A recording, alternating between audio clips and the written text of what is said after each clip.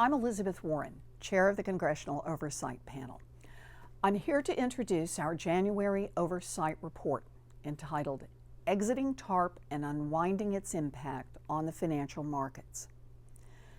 A few weeks ago, Secretary of the Treasury Timothy Geithner announced his decision to extend the Troubled Assets Relief Program until October 3rd of this year. So you might imagine that come October 4th, TARP will be over. Not another dollar to spend, not another repayment to collect. But in fact, TARP will live on for years. The panel's January report explores Treasury's strategy for managing this long and gradual exit from TARP. We found that, in some ways, TARP's end is just the beginning.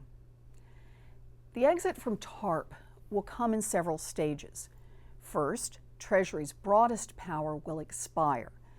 Its authority to pump money into the financial system through new programs to buy assets, to commit funds, or to establish new guarantees, that will end. However, even after that authority expires on October 3rd, by law, Treasury may continue making purchases or other financial commitments so long as it uses money committed to programs established before the deadline. And even once Treasury stops making any new commitments of any kind, Treasury will hold a massive pool of assets worth hundreds of billions of dollars. Managing that pool will present extraordinary challenges. Like any investor, Treasury will have to decide how to dispose of its shares, when to hold and when to sell. But unlike the average investor, Treasury holds investments so large that its decision to hold or to sell can move markets. Treasury as shareholder also faces political pressure from all sides, and it bears unique responsibilities of managing taxpayer money.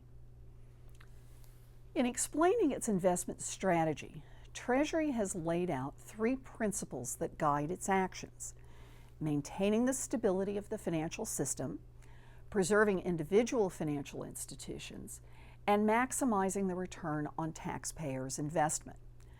The panel is glad to see Treasury articulate guiding principles in order to give the country some idea of what it's doing.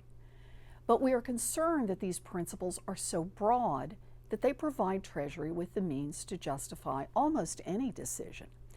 This makes it difficult to determine whether Treasury's actions have in fact met its goals. Moreover, to the extent that the principles are concrete, they are likely in conflict. The most profitable moment to sell a TARP asset may not be the best moment to promote systemic stability or to benefit a particular financial institution.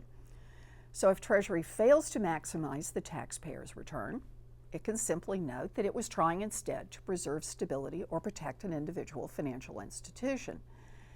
This seems to leave Treasury free to act without meaningful restraint or review.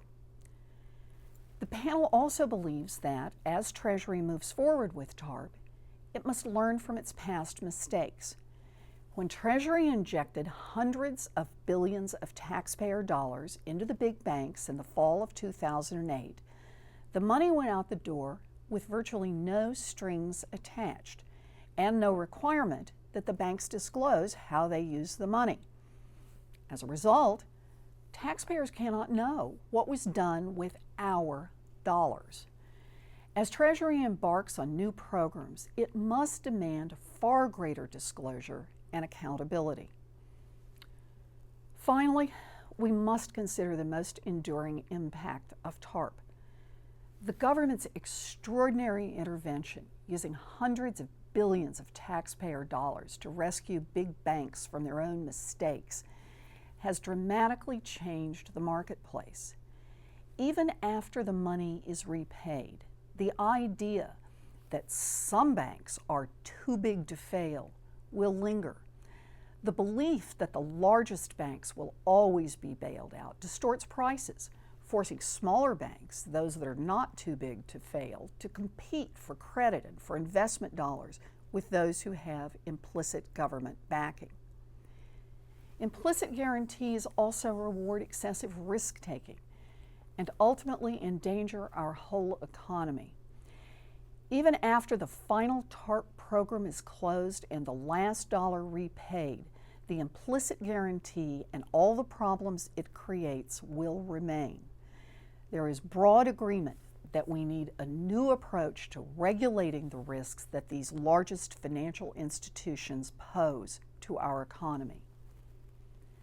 Now, you can read the panel's full report and you can offer your own thoughts by visiting our website, cop.senate.gov. TARP may be nearing the beginning of its end, but Treasury's decisions in the months and years ahead remain crucial.